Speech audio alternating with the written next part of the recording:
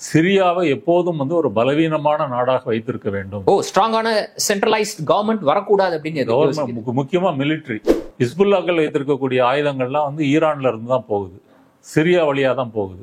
அதனால சிரியாவை வந்து இராணுவ ரீதியாக ஒரு பலமிழந்த நாடாகவும் அரசியல் ரீதியாக ஒரு உள்நாட்டு குழப்பம் நிறைந்த நாடாகவும் வைத்திருக்கத்தான் இஸ்ரேல் வந்து விரும்புகிறது. நீங்க வந்து ஒரு இராணுவத்தை வந்து ஒரு பெயரளவுக்கு தான் வச்சிருக்கணும், அதுக்கு மேல நீங்க வந்து வைத்திருக்க கூடாது அப்படின்றதுக்காக தான் இஸ்ரேலை பொறுத்தவரை இறையாண்மை வந்து மதிக்காதது, மீறுவது என்பது வந்து சாதாரணமான ஒண்ணு. இதுவும் சர்வதேச சட்டங்களுக்கு மீறிய செயல் தான். குரூஸ் மக்கள் வந்து ஒரு நாடு, பத்துவின் அவங்க ஒரு நாடு, அல்வைட்ஸ் ஒரு நாடு. இப்படி வந்து பிரிஞ்சிருச்சுன்னா இஸ்ரேல் ஒரு நாடு. ஆமா, இப்படி பிரிஞ்சிருச்சுன்னா இஸ்ரேலுக்கு நல்லது. ட்ரம்புக்குமே அந்த திட்டம் இருக்கிறத தான் ஒரு வீடியோ போட்டு காமிச்சாரு. காசாவை வந்து நான் ஒரு டூரிஸ்ட் ஸ்பாட்டா மாத்த போறேன் அப்படின்னு சொல்லி. இப்படி ஒரு திட்டமும் அமெரிக்காவுக்கும் இஸ்ரேலுக்கும் வந்திருக்கு.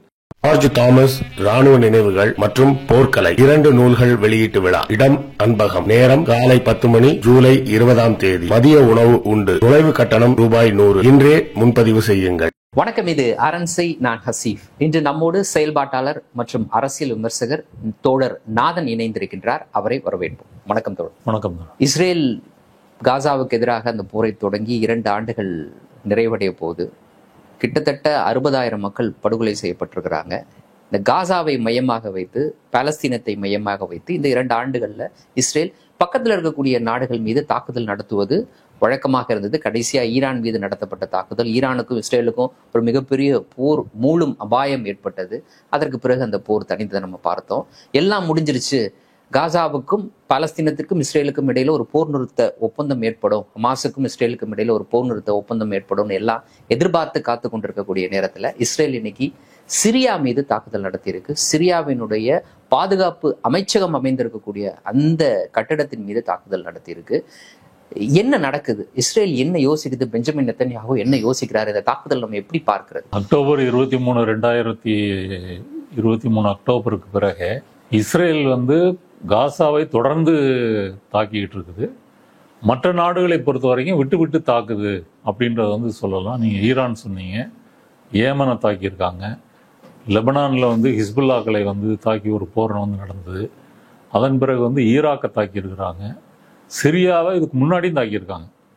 அதாவது அசாத் வந்து விரட்டி அடிக்கப்பட்ட பிறகு அங்கே இருக்கக்கூடிய அரசாங்கத்தினுடைய இப்போ புது அதிபர் வந்து ஏற்றிருக்கார் இல்லையா, அல்-ஷரா, அவருடைய இராணுவ தளவாடங்களில் ஒரு 80% வந்து அழிக்கணும் அப்படின்னு பாம்பு போட்டு வந்து போன வருஷம் வந்து செஞ்சாங்க. இப்போ வந்து திரும்பவும் சிரியா மேலே வந்து போர் தொடுத்திருக்காங்க. இப்படி ஏதாவது ஒரு நாட்டை வந்து விட்டு விட்டு தாக்குவது அப்படின்ற முறையில் நடக்குது. இது இஸ்ரேல் சொல்லக்கூடிய காரணம் என்னன்னா, அந்த axis of resistance, Iran, Hezbollah, அப்புறம் வந்து இங்கே ஏமனில் வந்து ஹூத்திகள், அப்புறம் வந்து பாலஸ்தீனில் ஹமாஸ், இந்த கூட்டணியை வந்து இந்த அச்சை வந்து முறிக்க வேண்டும் என்பதற்காக தான் நாங்கள் வந்து தொடர்ந்து தாக்குறோம் அப்படின்னு வந்து சொல்கிறாங்க. இப்போ சிரியாவை இப்போதைக்கு தாக்க வேண்டிய அவசியம் என்ன? சிரியாவில் வந்து த்ரூஸ், இங்கிலீஷில் வந்து DRUZE அப்படின்னு சொல்கிறாங்க. அப்படி ஒரு இன மக்கள் வந்து வாழ்கிறாங்க. கிட்டத்தட்ட 7 லட்சம் மக்கள் அங்கே இருக்கிறாங்க. அதே மக்கள் வந்து இஸ்ரேல்லையும் ஒரு 1.5 லட்சம் பேர் இருக்கிறாங்க. அதே இனத்தை சேர்ந்த மக்கள் 1.5 லட்சம் பேர் அந்த கோலான் குன்றுகளில், இவங்க சிரியாவை வந்து அந்த 60 போரில் ஆக்கிரமிச்சாங்க இல்லையா, அந்த இடத்துல வந்து இருக்கிறாங்க. அவங்க மற்ற இஸ்ரேலியர்கள் காட்டிலும் வந்து ஒரு வறியவர்களாக இருந்தாலும் அவங்களில் இருக்கிறவங்க இஸ்ரேல் இராணுவத்திலையும் பணிபுரிகிறாங்க. இந்த மக்கள் வந்து இன்னைக்கு சிரியாவில் வந்து தாக்கப்படுறாங்க. இப்போ சிரியாவினுடைய அந்த சமூக அந்த சோசியல் இன்ஜினியரிங் வந்து பார்த்தீங்க அப்படின்னா ரொம்ப குழப்பமும் சிக்கல் நிறைந்தது. ஒரு இனம்தான் வந்து அங்கே ஆளுகிறது அப்படின்னு சொல்ல முடியாது. ஏரியாவுக்கு ஏரியா வந்து மாறுபடுது. ஆமாம். இப்போ உதாரணத்துக்கு வந்து அசாத்தை எடுத்துக்கிட்டீங்க அப்படின்னா, கடற்கரையோரங்களில் இருக்கக்கூடிய அலவைட் அப்படின்னு சொல்லக்கூடிய ஒரு பிரிவை சார்ந்தவர், ஒரு ஷியாவில் ஒரு பிரிவுன்னு சொல்கிறாங்க. ஷியா தனியாக இருக்குது. அரண்சை நண்பர்களுக்கு வணக்கம். அரண்சை ஊடகம் சுயேட்சையாக இயங்குவதற்காகவே உருவாக்கப்பட்டது. நாம் செய்கிற வேலை உண்மையிலேயே மக்களுக்காக செய்கிறோம் என்பதை நீங்கள் நம்பினால், வாய்ப்பு இருந்தால் இந்த ரேசர் பே QR கோடுக்குள்ளே நீங்கள் வந்து அதை ஸ்கேன் பண்ணி எங்களுக்கு உங்களால் இயன்றதை, விருப்பம் இருந்தால் ஆதரவு தெரிவிக்கலாம். இப்போ ஆளக்கூடிய HTS அந்த அமைப்பினை சார்ந்த அல்-ஷரா வந்து சன்னி பிரிவு முஸ்லிமை சார்ந்தவர். இவங்க வந்து பெரும்பான்மை, ஒரு 10% வந்து கிறிஸ்தவர்கள் இருக்கிறாங்க. அதன் பிறகு இந்த த்ரூஸ் மக்கள் எடுத்துக்கிட்டிங்கன்னா 3% பேர் வந்து இருக்கிறாங்க. இந்த த்ரூஸ் மக்கள் வந்து தங்களை வந்து முஸ்லீம்கள் அப்படின்னு சொல்லிக்கிறது இல்லை. தாங்கள் ஒரு தனி மதம், தனி இனம், தனி வழிபாடு அப்படின்னு வந்து சொல்கிறாங்க. இவங்களுடைய தோற்றம் வந்து பார்த்தீங்கன்னா எகிப்தில் வந்து 11ஆம் நூற்றாண்டில் வந்து ஆரம்பிக்குது. அப்போ ஒருத்தர் தான் இதை ஆரம்பிக்கிறாரு, தன்னை கடவுளின் அவதாரம்னு சொல்லுகிறாரு. அவருடைய சீடர்கள் இதை ஒரு மதமாக பிரகடனம் செய்கிறாங்க. அதன் பிறகு அந்த மக்கள் வந்து லெபனான், ஜோர்டான், பாலஸ்தீன், இன்னைக்கு இருக்கக்கூடிய இஸ்ரேல், அப்புறம் சிரியா, லெபனான், இப்படி எல்லா நாடுகளுக்கும் வந்து மைக்ரேட் ஆகிறாங்க. எல்லா நாடுகள்லையும் வந்து இருக்கிறாங்க. இப்போ இந்த வட்டாரங்களில் 10லேருந்து 15 லட்சம் துருஸ் மக்கள் இருக்கிறாங்க அப்படின்னு ஒரு மதிப்பீடு வந்து சொல்லுது. அதில் கணிசமான பேர் வந்து சிரியாவில் வந்து வாழ்கிறாங்க. சிரியாவில் இவங்க பாப்புலேஷனுடைய ரேஷியோ வந்து 3%. இப்போ பிரச்சனை வந்து என்ன அப்படின்னு சொன்னால், வரலாற்று ரீதியாகவே பார்த்தீங்கன்னா இந்த துருஸ் மக்கள் வந்து தங்களுடைய தன்னாட்சிக்காக போராடுவது அப்படின்றது வந்து இருக்குது. சுயாட்சிக்கான போராட்டம். இப்போ ஓட்டமான் பேரரசு எடுக்கும்போது அப்பவும் வந்து தன்னாட்சிக்காக போராடி இருக்கிறாங்க. பிரெஞ்சு காலனியா இருந்த போதும் போராடி இருக்காங்க. இந்த இதுல எல்லாம் வந்து நிறைய பேர் இறந்தும் போயிருக்காங்க இந்த போர்களில். இப்ப அசாத் ஆட்சி நடக்கும்போது உள்நாட்டு போர் வந்து நடக்குது. 14 வருஷம் நடந்தது. அந்த உள்நாட்டு போர்ல வந்து இவங்க பெரும்பாலும் வந்து ஒரு நியூட்ரலா தான் இருக்கிறாங்க.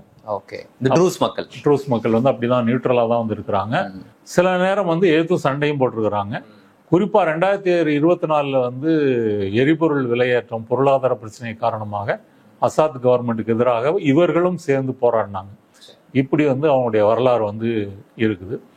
இந்த மதம் வந்து ஒரு ஓரிரை கோட்பாடு கொண்ட ஒரு மதம் தான். இதுல வந்து இஸ்லாம் மாதிரியே, ஆமா, இஸ்லாம், கிறிஸ்தவம், யூத மதம், அப்புறம் கிரேக்க தத்துவங்கள், இது எல்லாத்தினுடைய கலவை வந்து இருக்கு. மறுஜன்மத்தை பற்றி அவங்களுக்கு நம்பிக்கை இருக்கு. அவங்க வந்து மற்ற மதத்துக்கும் மாற மாட்டாங்க, மற்ற மதத்துல இருந்து தன்னுடைய மதத்துக்கு வருவதை விரும்ப மாட்டாங்க. இப்படிப்பட்ட ஒரு வரலாற்றை வந்து கொண்டவர்கள். இப்ப இஸ்ரேல் வந்து என்ன சொல்லுது அப்படின்னு சொன்னா, துருஸ் மக்களை பாதுகாப்பதற்காக நாங்கள் வந்து போறோம். இப்ப குறிப்பிட்ட அளவுக்கு இந்த ட்ரூஸ் மக்கள் வந்து இஸ்ரேல்லயும் இருக்கிறாங்க. 1.5 லட்சம் பேர் இருக்கிறாங்க. 1.5 லட்சம் பேர் இஸ்ரேல்லயும் இருக்காங்க, சிரியால இருக்காங்க. சிரியால அதிகமா இருக்காங்க. 7 லட்சம் பேர் இருக்காங்க. 7 லட்சம் பேர். அங்க இஸ்ரேல்ல வாழக்கூடிய இந்த ட்ரூஸ் மக்களினுடைய நிலை என்ன? இப்போ இஸ்ரேல் என்ன சொல்லுது, சிரியாவில் வாழக்கூடிய இந்த ட்ரூஸ் மக்களை நான் பாதுகாப்பதற்காக சிரியாவுக்குள்ள புகுந்து நான் தாக்குதல் நடத்துறேன் அப்படின்ட்டு. அங்கு வாழக்கூடிய மக்களினுடைய நிலை எப்படியாக இருக்கு? உண்மையை ட்ரூஸ் மக்கள் இஸ்ரேலினுடைய இந்த தலையிட்ட விரும்புறாங்களா? இந்த 2 பிரிவுக்குமே வந்து கருத்து வேறுபாடு இருக்கு. இஸ்ரேல்ல இருக்கிறவங்க தங்களுடைய சொந்தங்களை வந்து அங்க தாக்கப்படுறாங்க. இந்த பிரச்சனை எப்படி ஆரம்பிச்சதுன்னு சொன்னா, ஃபத்தூயின் அல்லது ஃபவுடியின் அப்படின்னு சொல்லக்கூடிய ஒரு இனக்குழு, அவங்க சன்னி பிரிவை சேர்ந்த ஒரு முஸ்லீம் பிரிவு. அவங்க வந்து ஒரு துருஸினுடைய வியாபாரியை வந்து கடத்திட்டு போயிடுறாங்க. இப்படித்தான் இந்த மோதல் வந்து ஆரம்பிக்குது. இப்போ துருஸ் மக்கள் வந்து எப்போ ஆயுதம் ஏந்திய போராளிகளாக மாறுறாங்கன்னு சொன்னால், ISIS காலம் இருக்கு இல்லையா, அந்த காலத்துல வந்து IS வந்து இவர்கள கிட்டத்தட்ட 200-300 பேரை வந்து கொல்லுது. அதுக்கு பிறகுதான் இவர்கள் வந்து ஆயுதங்களை ஏந்தி தங்களை வந்து தற்காத்துக் கொள்வது அப்படின்னு செய்திகளை போல இவங்களும் வந்து வராங்க. இப்ப இந்த ஃபத்தூயின் மற்றும் வந்து துருஸுக்கு இடையே ஒரு மோதல் வந்து நடக்குது. 2 தரப்புலையும் உயிரிழப்பு வந்து நடக்குது. அப்போ வந்து அல்ஷரா அரசாங்கம், அந்த HTS அமைப்பினுடைய அரசாங்கம், அவங்க தலையிடுறாங்க. இப்ப HTS பொறுத்த வரைக்கும் சன்னி பின்னணி கொண்டது. அதனுடைய தோற்றம் வந்து பார்த்தீங்கன்னா ஒரு கடுங்கோட்பாட்டுவாத இஸ்லாத்தினுடைய தோற்றம் தான் அவங்க. அன்றைக்கு அமெரிக்காவும் இஸ்ரேலும் ஐரோப்பிய நாடுகளும் ஆதரிப்பதற்கு காரணம், அசாத்தை எப்படியாவது வந்து வீட்டுக்கு அனுப்பணும். ஏன்னா அசாத் வந்து ஈரானை ஆதரிக்கிறார், ரஷ்யா வந்து ஆதரிக்குது. இதனால வந்து அவங்க வீட்டுக்கு அனுப்பணுன்றதுனால இவர்களை வந்து ஆதரித்தார்கள்.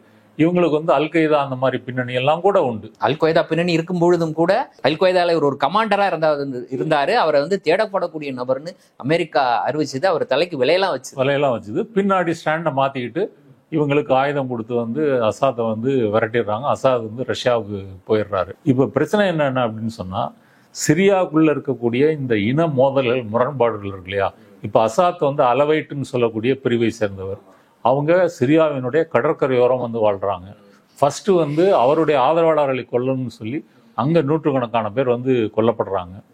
இப்போ வந்து இந்த ஃபத்தூயின் மற்றும் வந்து துருஸ் மக்களுக்கு இடையே ஒரு போர் வந்து நடக்குது, சண்டை நடக்குது. அதுல வந்து கிட்டத்தட்ட 200 பேருக்கு மேல வந்து கொல்லப்படுறாங்க. இப்ப சிரியாவினுடைய அந்த HTS அரசாங்கம் வந்து தலையிடுகிறது. தலையிடும் போது வந்து அவங்க வந்து இயல்பாகவே துருசுவுக்கு எதிராகவும் ஃபத்தூயினுக்கு ஆதரவாகவும் வந்து இருக்கிறாங்க. அதனால வந்து இவங்களை பொறுத்த வரைக்கும் எங்களுக்கு வந்து அந்த சுயாட்சி வந்து வேணும், எங்களுடைய மத உரிமைகள் வந்து பாதுகாக்கப்படணும், அப்புறம் பொருளாதாரம் மேம்படணும், இவ்வளவுதான் அவங்களுடைய வந்து கோரிக்கை. ட்ரூஸ் மக்களோட ஆமா, இப்படி இந்த தற்செயலா நடந்த இந்த மோதலை காரணம் முகாந்திரமாக வைத்துக்கொண்டு இஸ்ரேல் வந்து தலையிடுது. சரி, இப்போ நம்மளுடைய கேள்வி என்னன்னா, இப்போ ஒரு நாடு, இறையாண்மை பொருந்திய நாடு, இன்னைக்கு வந்து அமெரிக்கா அங்கீகரிச்சிருக்கு, இஸ்ரேல் அங்கீகரிச்சிருக்கு, அதனால போர் நிறுத்தம்லாம் ஒப்பந்தம்லாம் சைன் பண்றாங்க. அமெரிக்க அதிபர் வந்து முன்னாள் போராளி, முன்னாள் தீவிரவாதி, அமெரிக்காவால் முன்னாள் தீவிரவாதின்னு அறிவிக்கப்பட்ட நபர், அவரோட ஒன்னா உட்காந்து கை குலுக்கி பேசி சிரியா மீது விதிக்கப்பட்ட அந்த பொருளாதார தடைகள் எல்லாம் திருப்பி வாங்கப்படும் அப்படின்லாம் அறிவிச்சுட்டு போனாரு. அப்படிப்பட்ட ஒரு நபருக்கு ஒரு இறையாண்மை கொடுக்கப்பட்டிருக்கு அந்த நாட்டுல. நீங்களே அங்கீகரிச்சிருக்கீங்க அந்த இறையாண்மையை.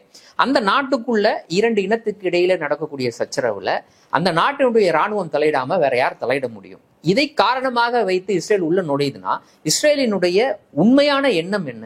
எதற்கு வந்து நீங்க வந்து டமாஸ்கஸ்ல இருக்கக்கூடிய பாதுகாப்புத்துறை அமைச்சகத்தின் மீது குண்டு போட்டு தகர்க்கணும்? இந்த கேள்விகள்லாம் இருக்குல்ல. இஸ்ரேலை பொறுத்த வரைக்கும் என்ன நோக்கம் அப்படின்னு சொன்னா, இப்ப ஈரான்ல இருந்து ஹிஸ்புல்லாவுக்கு வந்து எப்படி ஆயுதம் போகுதுன்னு சொன்னா, ஈராக்கு பிறகு வந்து சிரியால இருந்து லெபனான், இப்ப நடுவில் இருக்கிற முக்கியமான பகுதி வந்து சிரியா. ஹிஸ்புல்லாவுக்கும் ஈரானுக்கும் அந்த தொடர்புக்கான நடுவில் இருக்கிற நாடு. அப்ப இந்த அச்சை வந்து முறிக்க வேண்டும். சிரியாவை எப்போதும் வந்து ஒரு பலவீனமான நாடாக வைத்திருக்க வேண்டும். ஸ்ட்ராங்கான சென்ட்ரலைஸ்ட் கவர்மெண்ட் வரக்கூடாது அப்படின்னு முக்கியமா மிலிட்டரி. இப்போ போன வருடம் வந்து அவங்களுடைய இராணுவ தளவாடங்களில் 80% அழித்ததற்கு காரணமே இந்த கண்ட்ரோலில் வச்சுக்கிட்டா மட்டும்தான் ஹிஸ்புல்லாக்கள் அங்கே பலம் பெற முடியாது. ஹிஸ்புல்லாக்கள் வைத்திருக்கக்கூடிய ஆயுதங்கள்லாம் வந்து ஈரான்ல இருந்து தான் போகுது, சிரியா வழியாக தான் போகுது. அதனால சிரியாவை வந்து இராணுவ ரீதியாக ஒரு பலமிழந்த நாடாகவும் அரசியல் ரீதியாக ஒரு உள்நாட்டு குழப்பம் நிறைந்த நாடாகவும் வைத்திருக்கத்தான் இஸ்ரேல் வந்து விரும்புகிறது. அதற்கு தோதான ஒரு சூழலும் அங்கே வந்து நிலவுகிறது.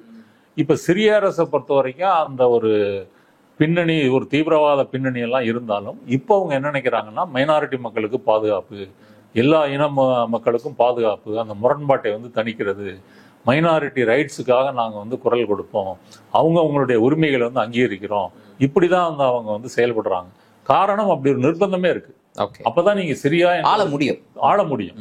கிட்டத்தட்ட வந்து 2,30,00,000 மக்கள் வந்து இருக்கிறாங்க. அந்த நாட்டை வந்து ஆளணும் அப்படின்னு சொன்னா நீங்க இந்த காம்ப்ரமைஸ் எல்லாம் பண்ணிட்டு தான் நீங்க வந்து வாழ முடியும்.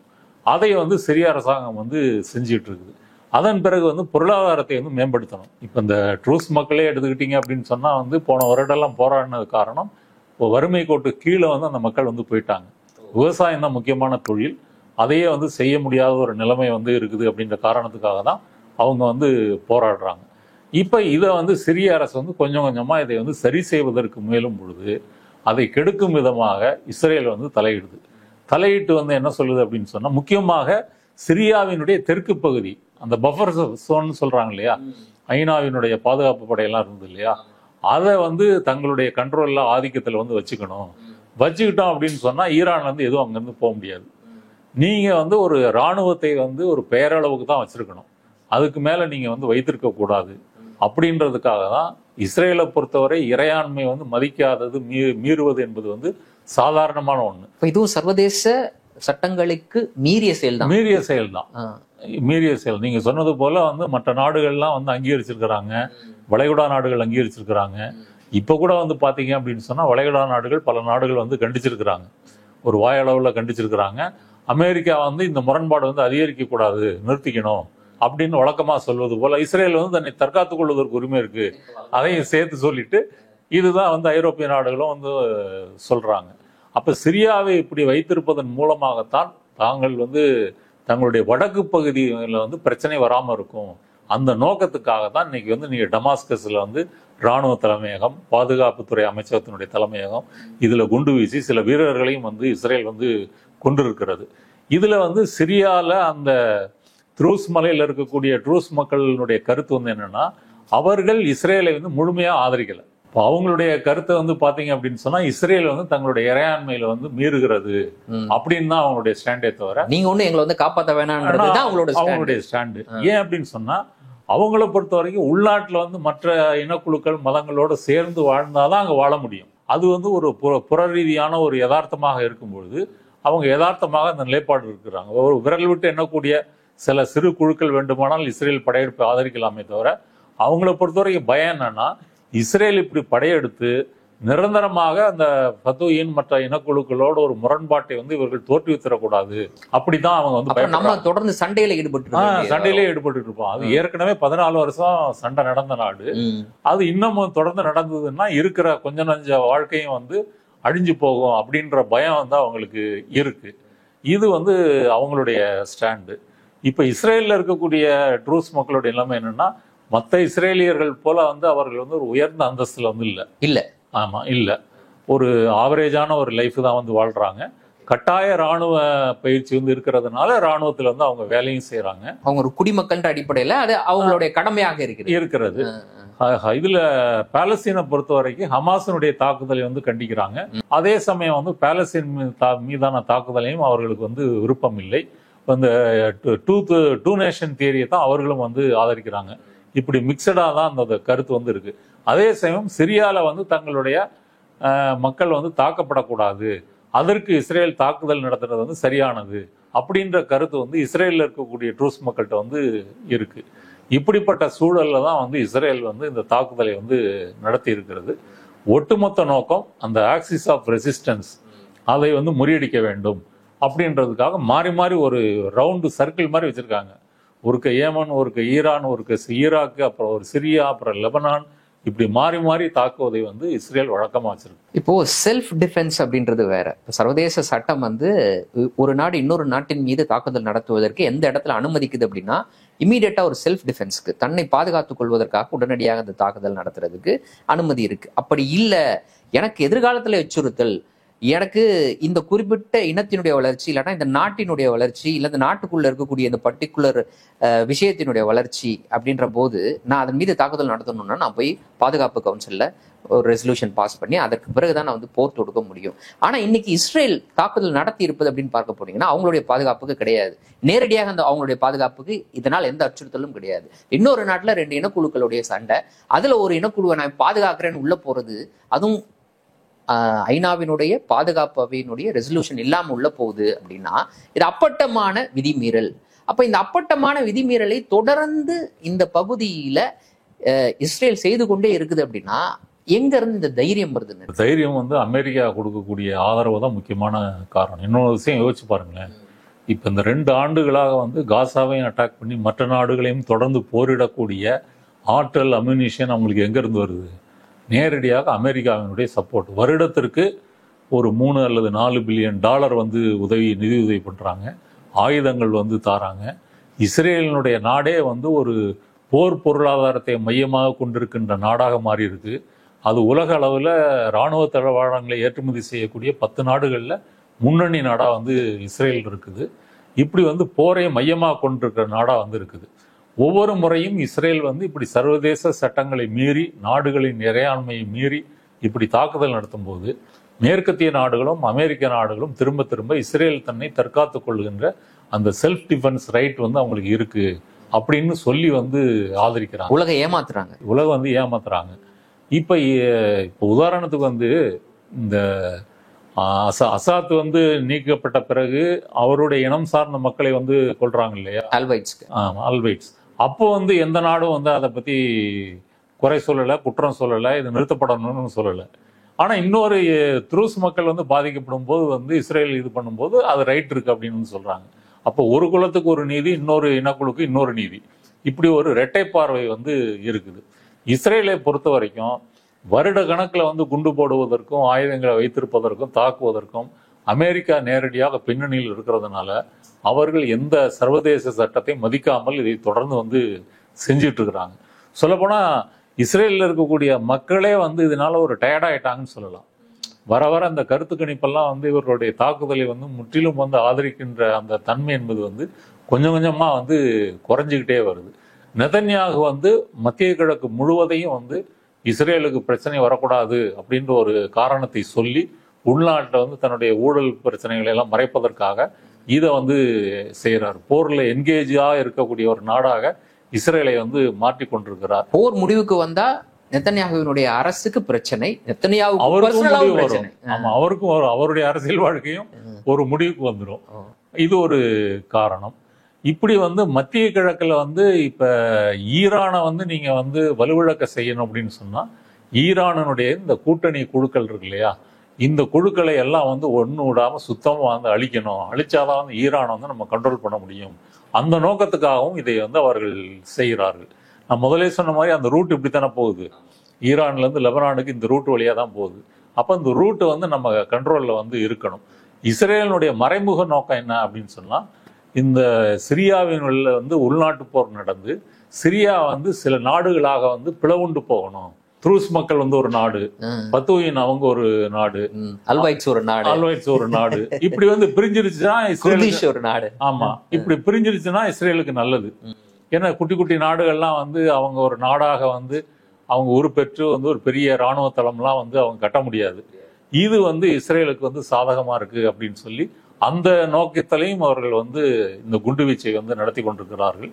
இதுதான் இதனுடைய பின்னணி. இப்ப காசாவினுடைய நிலைமை என்ன? ஏன்னா சமீபத்துல இப்போ அவர்களுக்கு உணவு வழங்குவதே அப்படின்றது அவர்களை வர வைத்து படுகொலை செய்வதற்கான ஒரு வழிமுறையா இஸ்ரேல் ராணுவம் அதை கையாண்டு கொண்டிருக்கிறது. உலகத்தில் இருக்கக்கூடிய எல்லா நாடுகளும் தொடக்கத்தில் இந்த போர்ல இஸ்ரேல் ஆதரித்த இன்னைக்கு ஐரோப்பிய நாடுகள் எல்லாமுமே இன்னைக்கு இதை கண்டிச்சுக்கிட்டு இருக்கிறாங்க. அமெரிக்காவை தவிர, அமெரிக்காவும் கூட வாயளவில் இந்த கண்டிக்க வேண்டிய ஒரு சூழலுக்கு இன்னைக்கு தள்ளப்பட்டிருக்கு. பட் செயலளவில் இல்லாட்டினாலும் கூட இவ்வளவு நெருக்கடி, இவ்வளவு ப்ரெஷர், இதையும் தாண்டி இன்னைக்கு காசா மீது இவ்வளவு ஸ்ட்ராங்கா நான் அந்த போரை நிறுத்த மாட்டேன் அப்படின்னு இன்னைக்கு இஸ்ரேல் சொல்லிக்கிட்டு இருக்குன்னா என்ன நடக்குது? காசாவை பொறுத்த வரைக்கும் அவர்கள் வந்து ஹமாஸை முற்றிலும் ஒழிக்க முடியல. ஹமாஸினுடைய முக்கியமான தலைவர்களை எல்லாம் அவர்கள் கொன்று விட்டாலும் இன்னமும் ஹமாஸ் ஃபைட்டர்ஸ் வந்து சண்டை போடுறாங்க. அவ்வப்போது வந்து இஸ்ரேலிய வீரர்கள் கொலை செய்யப்படுறது அப்படின்ற செய்தியும் வந்துகிட்டு இருக்கு. ஒரு 10 இஸ்ரேலி வீரர்கள் கொல்லப்பட்டாங்கன்னா இங்கே குண்டுவீச்சு வந்து அதிகமாகுது. இங்கே 100-200 பேர் வந்து காசால பாலஸ்தீனிய மக்கள் பொதுமக்கள் கொல்லப்படுறது வந்து அதிகரிச்சுக்கிட்டு போகுது. இப்போ ஹமாஸை ஒழிக்க முடியல. அப்போ வந்து என்ன செய்யலாம்? கிட்டத்தட்ட ஒரு 80-90% கட்டிடங்களை வந்து இடித்து தரமட்டமாக்கியாச்சு. எல்லாரையும் வந்து தெருவுக்கு கொண்டு வந்தாச்சு. உதவி வந்தால் மட்டும்தான் வாழ முடியும் அப்படின்ற சூழல். அதனால பட்டினி போரும் நடக்குது. குண்டு போட்டு கொள்றது ஒன்று, பட்டினி போட்டு கொள்றது ஒன்று. இது ரெண்டும் வந்து சேர்ந்து நடக்குது. நீங்கள் சொன்னது போல உதவிக்காக வரக்கூடிய மக்களை வரவழைத்து கொள்வது அப்படின்ற ஒரு புதிய உத்தியை இப்போ கண்டுபிடிச்சிருக்காங்க. மற்ற இடங்கள்லாம் மறைஞ்சிருக்கலாம நீ உதவினா வந்துருவல்ல அப்படின்னு சொல்லி இரக்கமற்ற முறையில் வந்து இதை செய்கிறாங்க, அமெரிக்காவினுடைய உதவியோட. அப்போ காசால வந்து தொடர்ந்து வந்து இஸ்ரேலுடைய இராணுவம், இஸ்ரேலுடைய அரசின் கட்டுப்பாட்டில் வந்து காசா வந்து இருக்கணும். எதிர்காலத்தில் வந்து ஹமாஸை போன்ற ஒரு குழு, ஹமாஸும் சரி அல்லது அது அழிந்தால் இன்னொரு குழு வந்து வந்துடக்கூடாது. அதனால இந்த மக்களை வந்து நம்ம கண்ட்ரோலில் வந்து வச்சிருக்கணும். இல்லை அவர்களை வந்து கொஞ்சம் கொஞ்சமாக வந்து டயர்டாக்கி வெறுப்பேற்றி சோர்வுற வைத்து இந்த மண்ணில இருந்து அவர்களாக வெளியேற செய்வது. அதுதான் பெரிய திட்டம். காசால இருந்து மக்களை வெளியேற்றுவது. எகிப்துக்கு போறது அல்ல ஜோர்டானுக்கு போறது, இப்படி அவங்கள போக வச்சுட்டா. நீங்க வெஸ்ட் பேங்க்ல வந்து இன்னைக்கு செட்டிலர்ஸ் வந்து ஆக்கிரமிச்சிட்டு இருக்காங்க இல்லையா? நீங்க இந்த போர் ஆரம்பிக்கிறதுக்கு முன்னாடி இருந்ததை விட பல மடங்கு வந்து இஸ்ரேலிய செட்டிலர்ஸ் வந்து வெஸ்ட் பேங்க்ல வந்து ஆக்கிரமிச்சிட்டாங்க. அங்க வந்து அப்படி நடக்குது. இங்க வந்து செட்டிலர்ஸ் போய் இன்னும் வந்து வாழ முடியல. அதனால வந்து காசால வந்து மக்களை வந்து இந்த மாதிரி வெளியேற்றுவதற்கான ஒரு நடவடிக்கையாகத்தான் இதை வந்து செய்கிறது. ட்ரம்புக்குமே அந்த திட்டம் இருக்கிறத தான் ஒரு வீடியோ போட்டு காமிச்சார். காசாவை வந்து நான் ஒரு டூரிஸ்ட் ஸ்பாட்டாக மாற்ற போகிறேன் அப்படின்னு சொல்லி. அமெரிக்காவை பொறுத்த வரைக்கும் அப்படி ஒரு நிலைமை வரும் வரைக்கும் நாங்கள் வந்து அதில் கண்ட்ரோல் பண்ணுறோம், அமெரிக்க இராணுவமும் அங்கே வந்து இருக்கும், இப்படி ஒரு திட்டமும் அமெரிக்காவுக்கும் இஸ்ரேலுக்கும் வந்து இருக்குது. 2 நாட்டு இராணுவங்களும் இருக்கும். இல்லை இஸ்ரேலிய இராணுவம் வேண்டாம் அப்படின்னு சொன்னால் அமெரிக்காவினுடைய கூட்டுப்படைகள், நேட்டோ படைகளோ அந்த இராணுவம் வந்து அங்கே இருக்கும். அப்போ கொஞ்ச நாள் இருந்த பிறகு வந்து நம்ம இடம் வந்து கண்ட்ரோலுக்கு வந்துடும். இந்த மாதிரி இந்த பகுதியை புனரமைக்கணும், நீங்கள் கொஞ்ச நாள் வந்து ஜோர்டானு போயிருங்க அல்லது எகிப்தில் போயிருங்க அப்படின்னு சொல்லி இப்படி 2 திட்டம் வச்சுருக்காங்க. அவங்களா வந்து வெளியே போக வைக்கிறது அல்லது இவர்கள் வந்து வெளியேற்றுவது.